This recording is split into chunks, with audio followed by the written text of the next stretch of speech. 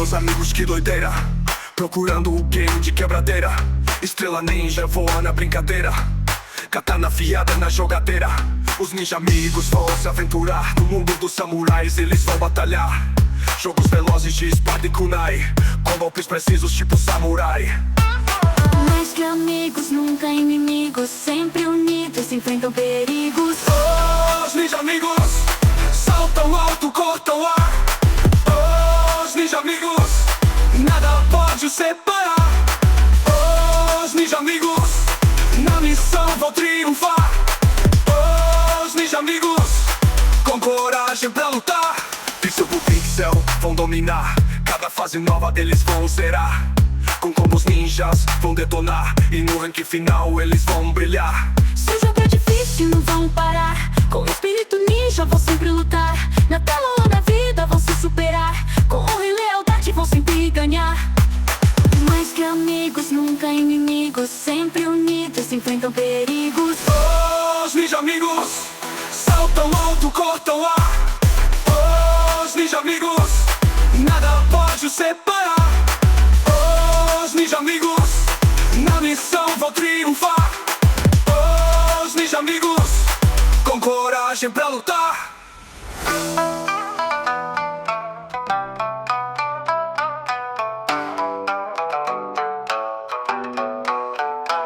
Pixel por pixel vão dominar. Cada fase nova eles vão zerar. Com combos ninjas vão detonar. E no ranking final eles vão brilhar. Se o jogo é difícil, não vão parar. Com o espírito ninja vão sempre lutar. Na tela ou na vida vão se superar. Com honra e lealdade vão sempre ganhar.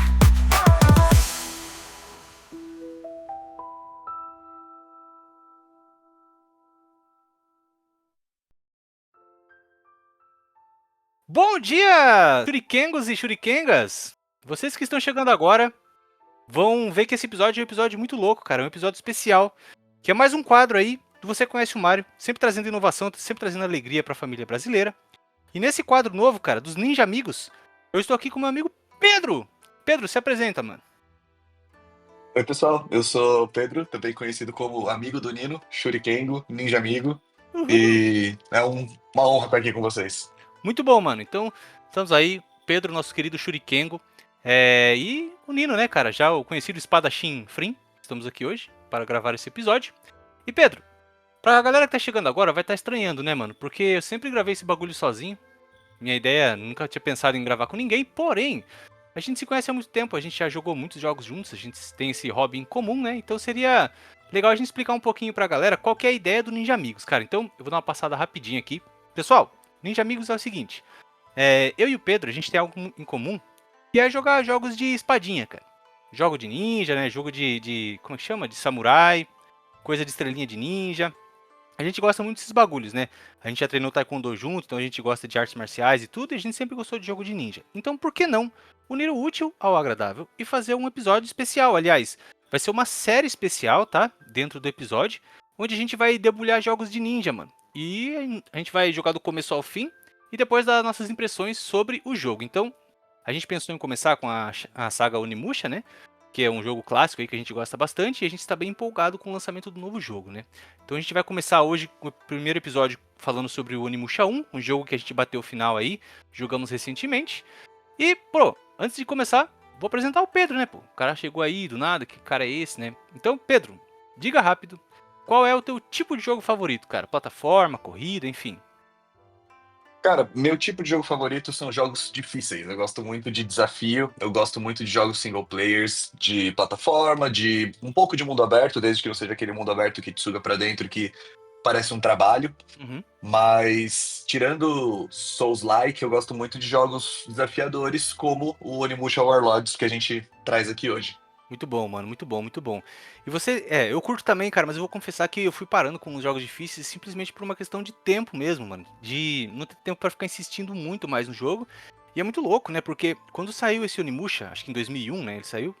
E pensa, cara, naquela época a gente tinha, sei lá, um jogo por mês pra jogar, ou talvez alugava um jogo na locadora, né. Hoje é muita oferta, cara, então eu percebo que a minha rotina mudou, porque se o bagulho começa a ficar muito desafiador, eu fico tentando ali, cara, 3 tentativas eu vou pro próximo, porque eu sinto que eu tô perdendo tempo, entende? Não sei. Loucura, cara. Meio coisa da minha cabeça. Mas, você tem um personagem favorito dos games, cara? Que seria o personagem assim que você fala, esse cara é foda, mano. Cara, eu tenho um personagem que ao mesmo tempo é o meu favorito e o que eu mais odeio, que é o próprio Kratos, né? Eu acho o Kratos jovem um pouco ridículo. Eu acho ele um tanto quanto emocionado. Porém, o Kratos desde 2018, o Kratos paizão, é um personagem que eu gosto muito, assim, no sentido de trazer muita sabedoria da experiência e uma pessoa que aprendeu com os erros, assim, então eu consigo me conectar bastante. E hoje ele é o meu personagem favorito, mesmo antes tendo sido um personagem que eu achava ridículo. Sim, mano, concordo contigo, assim, bastante. O Kratos do PS2, tanto que ele tá lá no episódio dos personagens mais cringe dos games, porque é tipo assim, a testosterona se fosse uma pessoa, né? Então, tipo, ele é muito unidimensional, né, cara? Assim, ele tá puto e é isso, tá ligado? Então, tipo, eu sinto também muito isso, assim. Eu joguei muito pouco dos jogos novos, porque eu não tenho Play, né, mano? Eu preciso pegar um Play pra conseguir jogar, ou enfim. Mas como eu te disse, cara, tem uma lista de jogos na frente, aí eu sempre fico postergando, mas eu gosto dessa pegada de pai triste também, cara. Eu sinto que eu me conecto, assim, tô me conectando mais com esses personagens hoje, acho que por ser mais velho, né? Do que aquela fúria pré-adolescente, ele me irrita um pouco, cara. Eu concordo também. Mas, mano, você se lembra quando que você jogou Onimusha pela primeira vez? Cara, como eu lembro, o Onimusha foi o primeiro jogo que eu joguei do Play 2. Eu tinha um Nintendo 64 e meus avós do interior, distantes assim, né, por parte de pai, que não tinham muito contato comigo, vieram para Sorocaba, né, cidade onde eu moro, Uhum. e eles trouxeram na bagagem o peso na consciência de não estarem próximos da minha vida e compraram um PlayStation 2 para mim. Caraca. E o único jogo disponível, né, era o Onimusha Warlords. Eu não sabia nada do jogo, foi bem no lançamento, foi bem no lançamento. Eu era bem novinho, assim, Uhum. e eu não sabia nada sobre o jogo, achei a capa legal, gostava de samurai, gostava de artes marciais, mas eu tinha medo, cara. Eu tinha medo de zumbi, eu tinha medo de Resident Evil, nunca tinha me aproximado desse tipo de jogo. E como você disse, né? Como os jogos eram mais escassos na época, e era o que tinha, né? Então eu me forcei a jogar aquele jogo e, cara, como valeu a pena, assim. E a diferença, né, de você estar jogando um 64 ali, que eram jogos super divertidos, mas eram jogos com outra pegada. E você cair direto no Onimusha, que, bem, acredito que a gente vai falar depois, mas que o visual dele é muito à frente do seu tempo, né? Os recursos que eles usaram ali para trazer uma experiência visual era muito à frente do tempo. Então aquilo foi uma explosão mental que o jovem Pedro de 11 anos de idade não conseguiu absorver até hoje. Sim, cara, e eu acho que 11 anos de idade você tá meio que naquela época de tipo assim, de formar tua personalidade, né? Principalmente quando você é menino. Então, ou você é o cara do samurai, ou você é o cara dos tratores ou dos dinossauros, né? Então, tipo, isso vai ser sua personalidade por muitos anos, assim, cara. E assim, o dia que os caras lançarem um jogo que você controla um dinossauro trator samurai, cara, puta que pariu. Tipo, vai vender muito, né? Mas, pô, legal, cara, legal demais. Onimusha é muito foda. Eu não me lembro da primeira vez que eu joguei, cara. Não consigo me lembrar, mas é muito louco o que você tava falando, né? Porque, pô, você tinha um 64 e de repente você foi pro Play 2. Nessa época era muito louco, né, velho? Porque, pensa, você tinha um Super Nintendo, de repente, sei lá, por algum motivo você tava jogando um PlayStation. Puta, que mudança gráfica, né? De repente você vai pro 64, mais uma mudança grande gráfica, depois você vai pro Play 2, tipo, uma puta de uma mudança gráfica. E hoje em dia, assim, cara, você vê do Play 4 pro Play 5, assim, não é uma diferença tão grande, né? Não é uma diferença considerável mais. E quem viveu na época, puta merda, cara, sabe do que eu tô falando, assim, aquele choque, né? Então, aquela, por exemplo, a abertura do Onimusha, aquele vídeo, cara, de abertura Nossa RPG. senhora, cara, É aquele louco. vídeo. Eu lembro de assistir esse vídeo e falar assim, cara, a humanidade bateu o final. A gente É, consegue fazer filme dentro de casa, assim. E hoje em dia a gente consegue literalmente fazer filmes dentro de casa com o IA, né? E quando a gente olha para aquela abertura do Onimusha, ela parece até primitiva com as tecnologias que a gente tem hoje. uhum. Mas as aberturas de Onimusha, elas são um show à parte, né? Todos eles têm essa introdução, assim, que é muito absurda. Cinematograficamente, até falando, né? A construção das cenas, o jeito que eles te colocam no clima do jogo ali, utilizando a computação gráfica disponível na época, dá pra ver que tem um carinho especial por aquele jogo, né? Exato, cara, exato. É muito chocante, assim, cara, é muito chocante mesmo. E vale a pena lembrar que o Onimusha, ele não era um jogo de Play 2 inicialmente, ele seria um jogo de PlayStation 1, né? Então, torna ele ainda mais impressionante, porque aquela abertura já era a abertura do PlayStation 1. E se você vai no YouTube hoje em dia, você consegue até ver o jogo do Play 1 rodando assim. E claro, né, você vê que o design dos personagens é muito mais simples, mas os cenários é basicamente os mesmos, porque são JPEGs, né, mano? São fotos. Então, o jogo do Play 1 já era bem aproximado daquilo. Mas se você fosse um samurai, em qual game você gostaria de viver, mano? Cara, que pergunta difícil. Eu acho que eu gostaria de viver talvez no Soul Calibur, porque, bem, você tem uma recompensa muito grande ali, caso você ganhe, né? A espada mesmo, a Soul Edge. Mas também no próprio Onimusha, assim. Eu gosto muito da história do Onimusha, como você trouxe, que a primeira vez que eu joguei, a gente estava nessas fases de formação do nosso caráter, né? De Uhum. entender o mundo e as referências que a gente é exposto a elas, né? A gente absorve muito nessa época. E eu Sim. lembro que, cara, eu ficava muito assim, que, que massa esse cara tá fazendo todo esse corre pela honra, pela tarefa. Ele tinha uma sensação muito de dever, assim, sabe? Então eu achava muito legal, tipo, ele podia só virar as costas e ir embora, sabe? Ah, Dentro da história sim, do jogo. sim. E ele não, ele vê um desafio, ele segue aquele desafio, é uma pessoa meio estoica, assim, meio lacônica, né? Uhum. Quietão, segue o dever dele. Então, eu gostaria de ser essa pessoa, né? De estar no Onimusha para ser essa pessoa, ter o Hum. desafio e encarar o desafio da forma que ele encara. Cara, isso é muito legal porque eu acho que o maluco do Onimusha, que eu esqueço o nome dele, Samanosuke, né? Samanosuke, acho que é o nome. Tamanosuke, Akeshi. Isso mesmo, cara. Então o Samanosuke é legal porque ele tem essa coisa. Ele engloba essa imagem que a gente tem do samurai mesmo, né, cara? Do Bushido ali, o código do samurai, a honra acima de tudo, né, e tal. Pô, isso é muito da hora, isso é muito da hora mesmo. Mas se eu fosse um samurai, o jogo que eu queria viver era no Crazy Taxi, mano. Ia ser muito da hora, mano. Buscar a galera de cavalo, assim, ó. Tá ligado? Ia ser muito da hora. Beleza, mano. Então, a última pergunta, antes da gente ir pra pauta em si, pro jogo em si, eu vou te falar 3 palavras. Eu vou te falar uma palavra e você me diz a primeira coisa que vem na cabeça, beleza? Sim, Mexerica, faca, samurai, faca, peloponeso. treito. Boa! Gostei, gostei, gostei. Muito bom, mano. Muito bom, muito bom. Então, pessoal, sem mais delongas, agora que vocês já conhecem um pouquinho mais o Pedro, né? Nos próximos episódios que a gente gravar junto aí dos Ninja Amigos, a gente já não precisa mais fazer essa introdução, né? A gente pode já ir direto pro bagulho. Então, vamos começar com o conceito inicial da ideia da produção do jogo, né, mano? Como eu comentei, eu ia falar Shinobi, mano, caralho. O Onimusha, ele surgiu lá no finalzinho dos anos 90, né? Quando a Capcom tava tentando reinventar o Resident Evil, porque no PlayStation 1, cara, já tinha 3 títulos de Resident Evil, 4 se você contar com o spin-off, que é o Survivor, né? Então já tava começando a apresentar aquela fadiga da mesma fórmula ali do Resident Evil de sempre. E aí eles começaram a pensar, pô, a gente precisa renovar esse jogo, né? Fazer alguma coisa diferente. E eles realmente, assim, meteram o pé e falaram, não, vamos fazer algo bem diferente. Tanto que foi dessa época que surgiu o Resident Evil 4, né? Que era um conceito totalmente diferente. Um dos Resident Evils virou o Devil May Cry, né? E o outro conceito do Resident Evil virou o Onimusha, cara, que era a ideia realmente de um Resident Evil na época do Japão feudal, né? E era basicamente um Resident Evil na época do Japão Sengoku, né? Onde você ia entrar nessa mansão Spencer, só que era um castelo, e você tinha que, basicamente era Resident Evil, cara, resolver enigmas e tal, e derrotar um grande senhor feudal que era, digamos, a Umbrella do Japão feudal e tal. Então, você vê que tem um DNA do Resident Evil bem que percorre o jogo todo, né? Não sei se você jogou os Resident Evil antigos, mano. Eu joguei eles remasterizados, porque Hum. eu joguei eles numa época que eu já não tinha mais medo. Ah, sim, sim, sim, sim. Então você consegue perceber que tá o DNA ali, né? Aquele fundo estático, como eu comentei, que é basicamente uma foto ali. Você tá percorrendo aquela mansão que no caso é o castelo ali do Nobunaga, né? E resolvendo puzzle, né? A ideia do survival horror ali, né? A casa cheia de armadilhas, os inimigos mutantes e tal, né?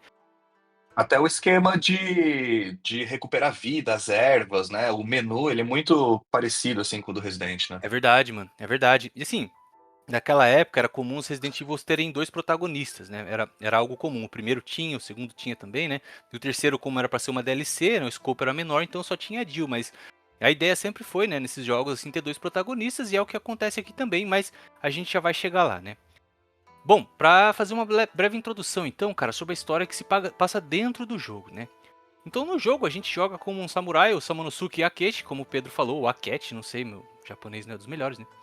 E aí ele é um guerreiro que ele tá ali num campo de batalha, porque nessa época do Japão Sengoku, né, o Japão estava bem fragmentado numa busca por poder, assim. Você via que tinha vários clãs ali que estavam buscando dominar o Japão, né? Então o Japão estava imerso num estágio de guerra civil meio que permanente ali. E aí o Samanosuke, ele tá, sei lá o que ele tá fazendo, não sei, ele sai do meio do mato, assim. E aí ele tá vendo, tá rolando uma guerra, né, uma batalha. Ele tá vendo uma batalha ali entre o Nobunaga Oda, que realmente foi um cara que existiu, né? E o Imagawa Yoshimoto, cara, que é o outro general, então ele tá assistindo essa batalha. E aí no finalzinho do videozinho ele mostra que o Nobunaga ele acaba vencendo a batalha, mas ele toma uma flechada no gogó, né, mano? Então, tipo, ele vai pro saco, ele morre. E aí o Samanosuke ele recebe uma carta da princesa Yuki, que por coincidência é a prima dele, mano. Mas eu não sei como funciona isso, eu não sabia que uma princesa podia ter um primo samurai, sei lá, enfim, não sei muito da cultura japonesa, né? Mas a princesa ela manda uma carta pra ele chamando ele pro castelo porque estão rolando desaparecimentos misteriosos causados por monstros, né? Mais uma coisa aí que é bem Resident Evil, isso é muito Resident Evil mesmo. Então ele vai lá investigar. Basicamente o Samanosuke ele é os caras da Stars, né? Então ele chega e logo de cara ele é derrotado por um Gemma, que é um tipo de demônio, né? Só que ele não morre, cara, pra valer assim. A alma dele é interceptada por um clã chamado clã Oni, né? Um clã dos demônios que dá pra ele uma manopla mágica capaz de absorver almas e fala, velho, volta porque vai dar merda. Então volta lá, depois você morre. Volta lá e né, você tem uns bagulho pra fazer e tal. Que, Tal qual o Robocop. exato, cara, exato. Lutar, só que em vez de lutar por uma corporação, ele tá ali lutando pra tentar salvar a prima, né? E aí a gente descobre, cara, conforme a gente vai jogando, que o vilão principal desse jogo é um cara chamado Guildenstern. Tipo, por que ele tem um nome alemão no Japão feudal? Eu não sei. É um cara que tem uma cabeça de caracol. E aí ele meio que revela pro Samanosuke que ele tem um plano de ressuscitar o Nobunaga. Ele vai trazer o Nobunaga de volta, né? Esse general aí que existiu mesmo na vida real. E na vida real, inclusive, ele era conhecido como um demônio, assim. A galera achava que ele era um Oni, né, na vida real, porque o cara, ele conseguiu unificar o Japão na força, na base da força, cara, né? Ele trouxe as armas de fogo pro Japão, né? O Nobunaga foi o cara que trouxe as armas de fogo pro Japão. Inclusive, ele derrotou ali seus inimigos mais foda ali na base do Trabuco, assim. Então, a galera chamava ele de Oni, né? Oni Nobunaga, que... Oni, pra quem não sabe, em japonês é capeta, demônio e tal, né? Enfim. E aí, então, esse Guildenstern, ele revela que ele quer trazer o Nobunaga de volta para instaurar uma nova era demoníaca, né? Então, o nosso objetivo no jogo, basicamente, é resgatar a Yuki, a princesa Yuki, né? E impedir a ressurreição do Nobunaga com a ajuda da ninja Kaede. Kaede? Não sei, cara. Não sei como fala isso, né? Enfim, então a gente vai agora entrar um pouquinho mais no gameplay, né? E aí o Pedro pode brilhar, porque vocês precisam saber que o Pedro joga melhor do que eu esse tipo de jogo, cara. Bem melhor do que eu, assim. Eu não sou bom em jogo, como eu falei, de reflexo, né? Então, assim, o que eu posso falar do gameplay do meu lado, cara, que a gente jogou o jogo dividindo, cada um foi jogando uma parte, né? Então, o que me chamou minha atenção, como eu disse, foi a estrutura bem puxada pro Resident Evil clássico e tal, né? Aquele backtracking, as chaves, os puzzles, né? E aí, só que a diferença é, claro, você tá no Japão feudal, então você não tá usando armas de fogo na maior parte do tempo. Você vai usar a tua espada, né? Armas mágicas e tal. Pedro, nesse jogo, quais são as armas que estão disponíveis para o jogador usar? Qual mais ou menos a diferença entre elas? E como é que a gente consegue essas armas durante o jogo? A gente tem que comprar? Ou algum chefe dá pra gente? Você lembra? Eu não lembro mais, mano. Cara, eu lembro sim. A gente começa com a espadinha normal ali do samurai, né? Uma espada padrão. E assim que ele tem a primeira morte, o clã dos Onis revive ele com o Gauntlet, né? A pulseira, o bracelete ali de sugar almas. A gente ganha essa habilidade aí de sugar almas, né? Que é uma parte bem interessante assim do gameplay, porque a gente sempre tem que ficar avaliando risco-recompensa. Porque quando ele tá sugando as almas, ele não pode se defender e ele não pode atacar. Então, você tá matando alguém, você pode perder essas almas, você pode absorver essas almas e levar dano, então tem que administrar esses recursos. E é assim que a gente mata o primeiro chefe, né? O primeiro desafio maior ali, ele se torna um personagem comum depois, mas a gente recebe a primeira espada, que é uma espada de trovão, também é uma katana, e ela é ligada ao elemento do trovão, né? A segunda espada que a gente recebe é uma espada mais medieval europeia, que é uma espada de fogo. E depois a gente recebe um bastão com lâminas na ponta. Eu não sei o nome desse tipo de arma, assim, mas é uma espada de 2 gumes, só que um em cada lado. E ela tem o elemento de vento, né? Todas essas espadas elas são entregues na história, né, linearmente, assim, então você não vai fazer uma missão extra, você não vai sair da sua rota, elas fazem parte da história, e inclusive elas são o mecanismo pelo qual o jogo controla o seu progresso, porque você pode upar essas espadas com as almas que você coleta, né? Então elas têm níveis, né?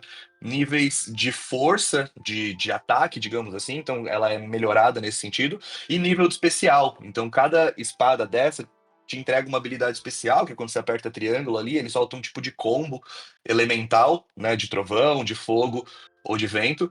E as portas do jogo, né, para você progredir para próximas áreas, são baseadas nos níveis dessas espadas. Então, às vezes, você tem que fazer um pequeno grind ali, nada muito oneroso, nada muito trabalhoso, para coletar essas almas e ir upando o nível da sua espada ou do seu elemento especial ali dentro do Gauntlet para progredir no jogo. Além disso, você tem algumas armas à distância, então ali da metade do jogo para frente, você ganha um arco e flecha e um trabuco feudal, né, uma espécie de espingarda ali que você precisa acender e que não é tão eficiente, mas que é essencial para alguns chefes, assim. Então, na intenção de variar a mecânica, né, de não ser só um jogo melee, em que você precisa do contato direto com o seu oponente, eles trazem essas armas à distância, então acaba sendo basicamente isso que são as armas da época, né? Certo, certo, certo. Cara, e é legal como você falou, porque cada arma, não só ela adiciona um efeito elemental, né, mas ela funciona com a própria chave para abrir as portas, como você comentou. E aí o jogo ele meio que te força a upar, porque como o Pedro tava comentando, né, eu achei legal isso porque em algumas portas, tipo assim, tem uma porta lá que ela tem um círculo vermelho, então você sabe que você vai ter que usar a espada vermelha para abrir a porta, legal.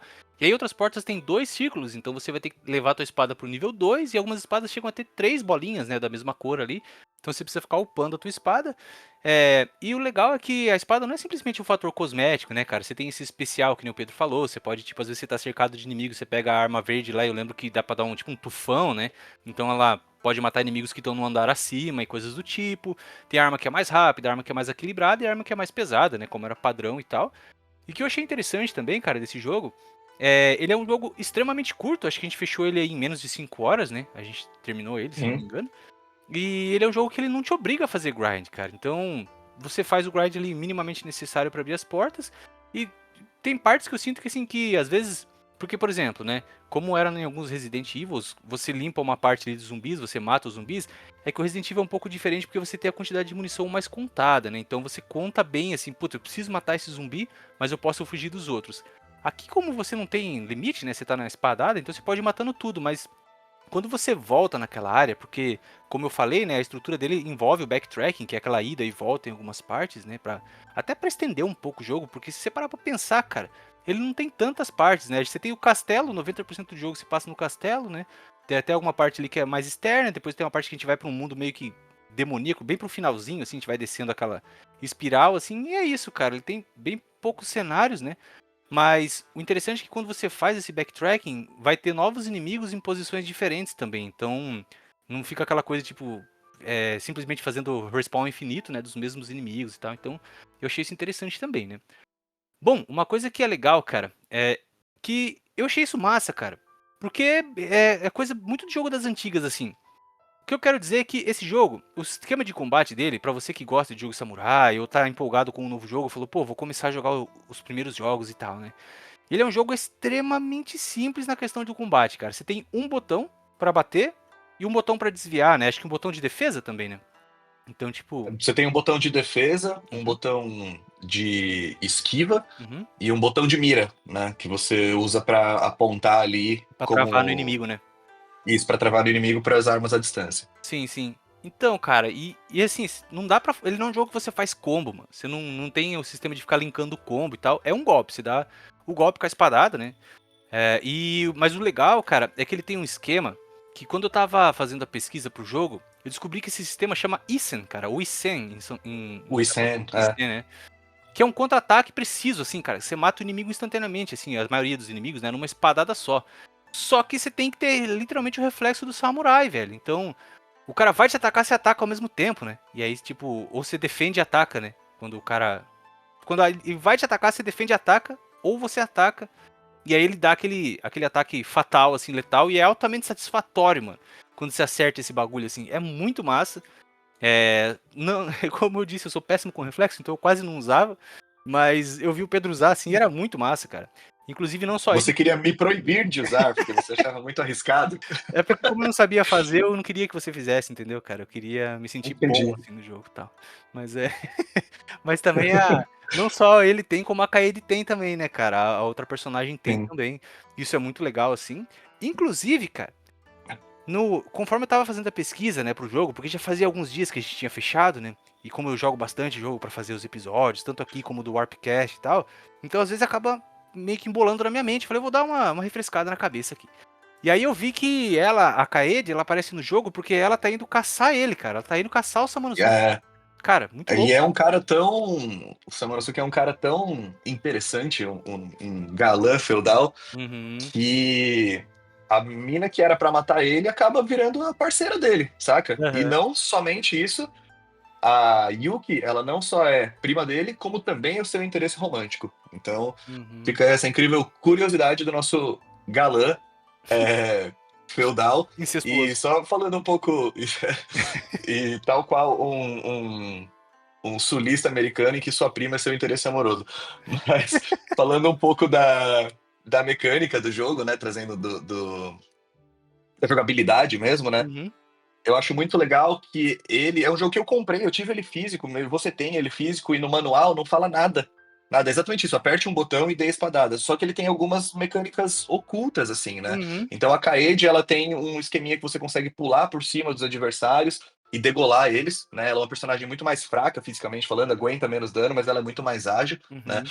O Samaruzuki tem alguns golpes diferentes, assim, que você pode usar de maneira estratégica. Então ele pode utilizar sua incrível sandalinha para dar um chute no demônio, seja Ah, qual demônio, pode ser um demônio é. gigante de 200 quilos ou um demoninho passa-fome ali, This is e aí você Sparta, né? sacrifica ele, né? É, exato, o chute espartano ali, só que de Uhum, sandalinha, uhum, e aí você mata o inimigo imediatamente caso ele caia no chão. uhum. É, e Ah, essas mecânicas diferentes, assim, que ninguém fala sobre, você tem que descobrir jogando. sim, cara. Inclusive, ele tem uma estratégia, uma tática dele que é bem gostosa, que quando você tá, tipo assim, cercado, vai, 3, 4 inimigos, né? Então, não é simplesmente descendo a espadada. Isso eu achei legal, porque às vezes ele joga inimigos diferentes pra você. Então, tem o cara que é mais pesadão, mais lentão, aí tem o inimigo mais rápido, e às vezes tem um arqueiro, que tá um pouco longe, um inimigo que ele rola, assim, ele vem rolando pra cima de você e te dá dano. Então, você tem que analisar aquele combate em segundos, cara, e analisar, pô, qual que é a minha prioridade. Então, eu vou pegar esse cara primeiro, aí você, sei lá, ataca o mais fraquinho. Quando ele cai, você pode dar uma finalização com a katana, né? Ele enfia a espada no bucho do inimigo caído e já mata o inimigo. Se você não fizer isso, ele pode se levantar e continuar o combate e tal. E aí você matou esse cara, dependendo de o quão sedento você tiver ali por vida, né? Você tem que segurar, acho que o bolinha, e ele vai puxando as almas do inimigo, sei lá, aquelas orbes lá God of War, né? Só que no God of War você mata o inimigo, as orbes vêm automaticamente pra você. Tô falando dos God of Wars antigos do Play 2, né? Nesse jogo Aquelas têm não. medo do Kratos. Nesse, nesse jogo, cara, você tem que puxar manualmente mesmo as orbes pra você, assim. Então, aí o combate não para pra você fazer isso. Então, pô, legal, cara, esse bagulho de você dar o parry no inimigo, aí ele cai, você fura ele no chão enquanto você vai puxando as orbes ali, senão elas somem, né?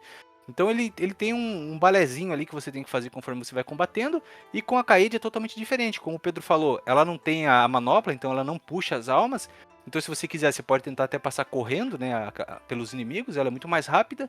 Ela não tem a katana, ela tem uma adaga, então os golpes dela são mais fracos, né? Mas ela é mais ágil.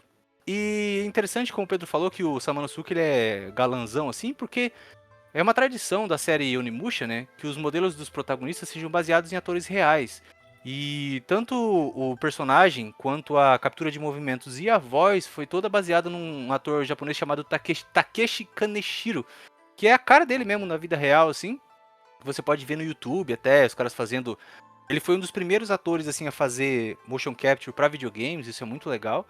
E você consegue notar também mais uma influência, mano, do Resident Evil nesse jogo, que é os primeiros inimigos, eles são literalmente zumbis, assim. Você vê a carinha dele de zumbi, as costelinhas aparecendo, né? Muito interessante, cara. Que mais, cara? Falamos. Ah, gráfico, né, mano? Putz. Gráfico, a parte mais, pra mim, assim, a mais evidente no Onimusha, Sim. né? Tanto gráfico como direção de arte mesmo, assim, né? Uhum, uhum. Sim, cara, sem dúvida. Pra mim, assim, o que chama atenção é aquilo que a gente tinha comentado enquanto a gente estava jogando, né? Que eles, para mim, eles tomaram uma decisão que foi genial, que foi a decisão de manter os backgrounds, as fases, né, em si, como fotos estáticas.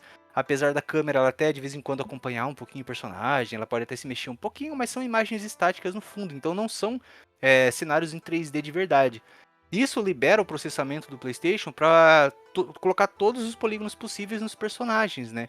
Então você vê que, por exemplo, quando você joga Resident Evil no Play 1, você sente que o personagem ele tá muito destoado do background, porque o background era super detalhado e o personagem parecia uma batata murcha, né? Tipo, 5 polígonos assim, aquela coisa horrível, né? Já no Onimusha não, assim, o personagem é extremamente detalhado. Então, muitas vezes eu falava: "Nossa, Pedro, olha isso, cara". Tipo assim, a gente olhava, porque a gente jogou numa TV de tubo, num Play 2 mesmo. Então, assim, a resolução por ser mais baixa, o personagem não destoava do fundo. Eu achei isso maravilhoso, assim. E super detalhado. Inclusive, você pode pegar várias armaduras diferentes, tanto pro Samanosuke quanto pra Kairi também, né? Claro que você tem alguns desafios pra cumprir. Inclusive, você tem, né, aquele modo de desafio que a gente não fez, porque, cara, né? É um modo que você vai subindo e ou descendo, não me lembro mais, mas são 20.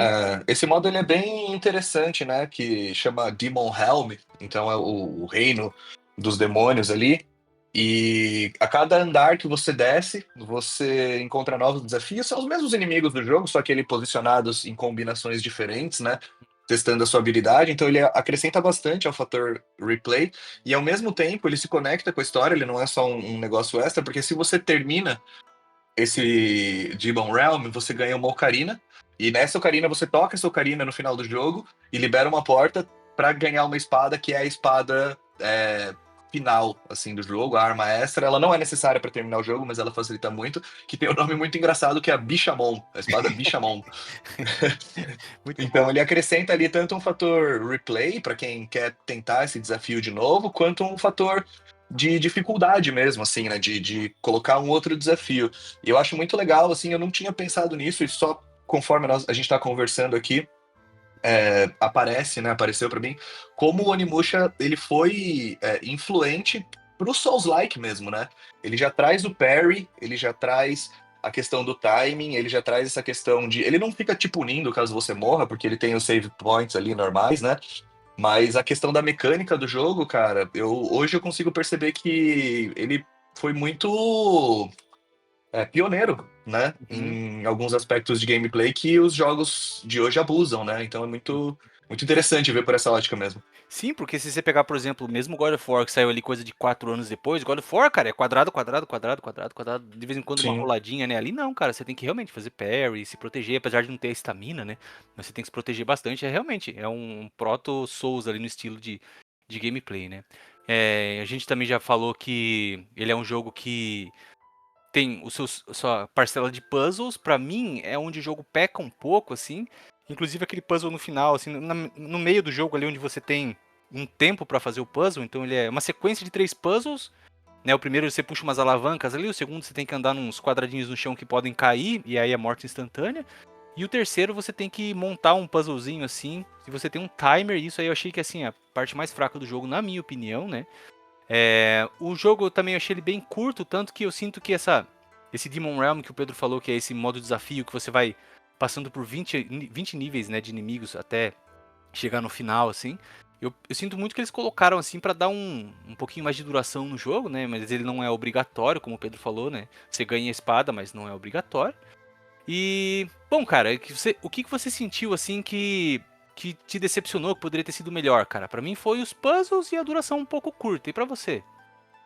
Eu acho também, os puzzles parece que eles foram colocados depois, assim, sabe? Eles desenvolveram um jogo super interessante, falaram, caramba, mas está faltando alguma coisa, né? Uhum, Vamos colocar isso daqui para dar uma prolongada. E eles são muito específicos em um trecho só do jogo, sabe? uhum, Eles não são distribuídos de uma forma igual, assim, né? uhum, uhum, E eu realmente também acho o jogo um pouco curto, assim.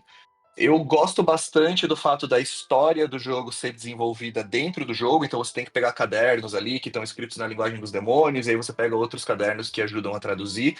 Mas eu descobri muito depois que o Onimusha, a série Onimusha, ela tem uma história muito rica. né? E essa história, ela não é contada de uma forma muito clara no jogo. Então você tem que ser bem nerdão e ir pesquisar e tal. Uhum. Então eu acho que eles poderiam aproveitar melhor o universo criado para esse jogo, né? Para enriquecer o jogo sem precisar acrescentar mais coisas no gameplay, né? Por exemplo,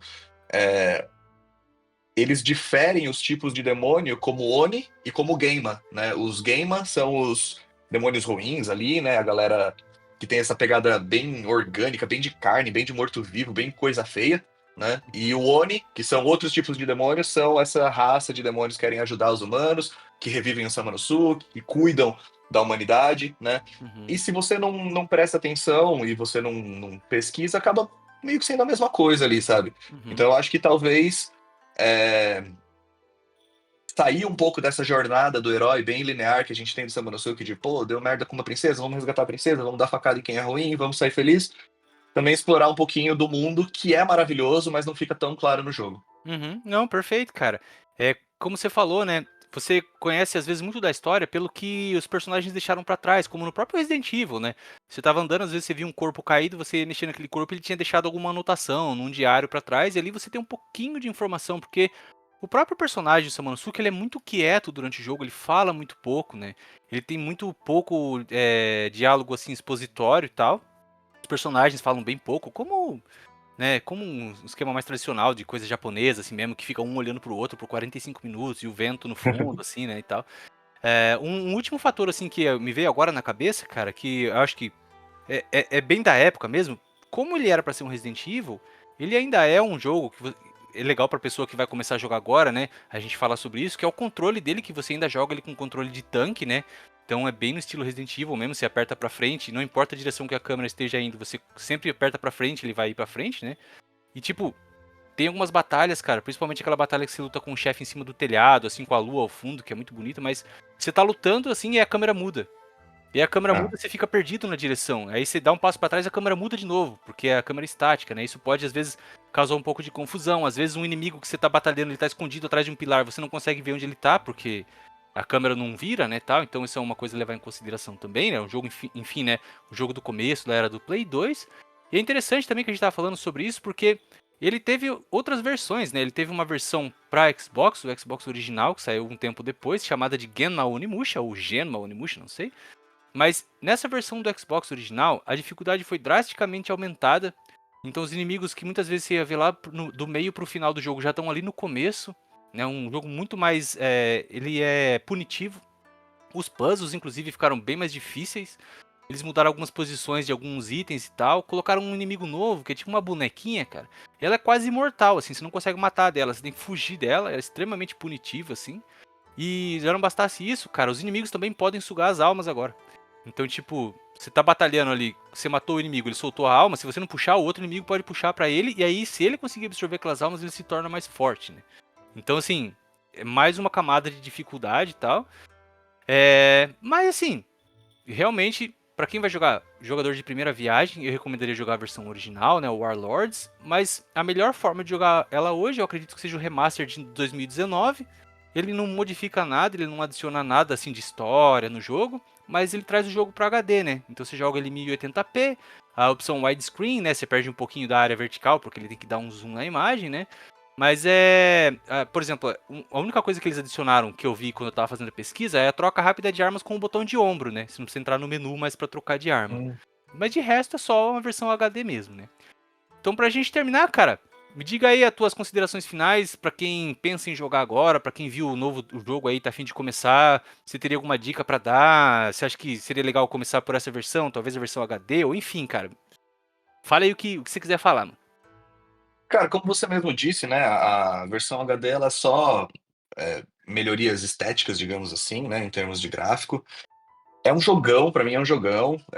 Eu joguei ele naquela época, né? E acho que fazia, sei lá, uns 15 anos que eu não jogava ele, até a gente pegar pra terminar. Mas foi um jogo que eu nunca esqueci. E hoje ele se mantém como um jogaço, né? Ele não é datado, ele não tem coisas que ficaram antiquadas, assim. Inclusive, como eu disse, né? Nele você pode ver coisas que foram pioneiras pra mecânicas que os jogos usam até hoje. Então eu acho que sim, é um jogaço, vale muito a pena jogar o original, o remaster, o que for.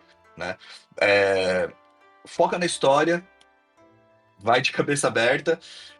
E acho que é isso, cara. Assim, é um jogo que eu recomendo bastante e ele é o primeiro de uma série de jogos muito boas, né? Com jogos muito bons, assim. Então, se joga, Onimusha é jogaço. Boa, mano. É fácil das suas palavras as minhas, não tem muito mais o que falar. Ele é um jogo que, pô, você tá cansado de jogo de mundo aberto, um jogo extremamente difícil, que é um joguinho ali pra algumas horas só, historinha com começo, meio e fim. Pode ir de Onimusha, tranquilo. E assim, como o Pedro falou, né, depois ele deu uma sequência de jogos que são excelentes. Inclusive, logo logo a gente vai trazer o segundo episódio falando sobre o Onimusha 2, né? Então, espero que vocês tenham aí se divertido, cara. Quem ficou aí até o final, muito obrigado. Logo logo tem mais Ninja Amigos pra vocês. Um abraço, fui, dá tchau aí, Pedro. Tchau, obrigado por me convidar. É uma honra estar aqui. Tchau, tchau.